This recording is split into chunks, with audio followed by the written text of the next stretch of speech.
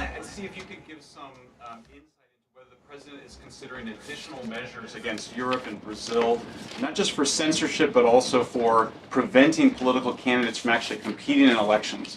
We've now seen in Romania, France, and now Germany with Joachim Paul, efforts to basically just prevent candidates from being able to compete in elections. The president has shown some concern around President Bolsonaro, who's being prevented from running. All of this is coming in the context of increased censorship of online platforms, of American platforms, and efforts to censor Americans. I'm personally being investigated under criminal investigation with my Brazilian colleagues for publishing the Twitter Files Brazil. We're very grateful that the president has imposed Magnitsky sanctions on the judge. Is the president considering additional actions, given that it appears that they're going to end up with a conviction against President Bolsonaro, preventing him from running?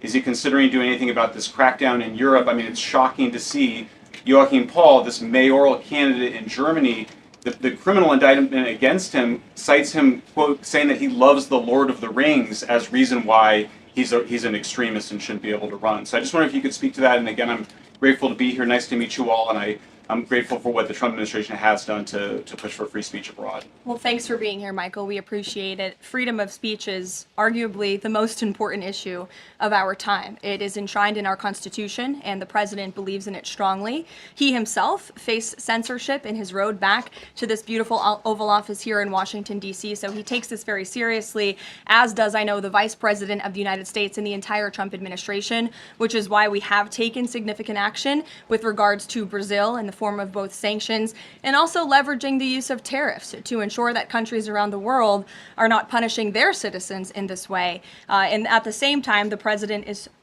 while he's leveraging the United States to safeguard our interests abroad, he's also making sure that freedom of speech remains here in the United States of America. So I don't have any additional actions to preview for you today, but I can tell you this is a priority for the administration, and the president is unafraid to use the economic might, the military might of the United States of America to protect free speech around the world.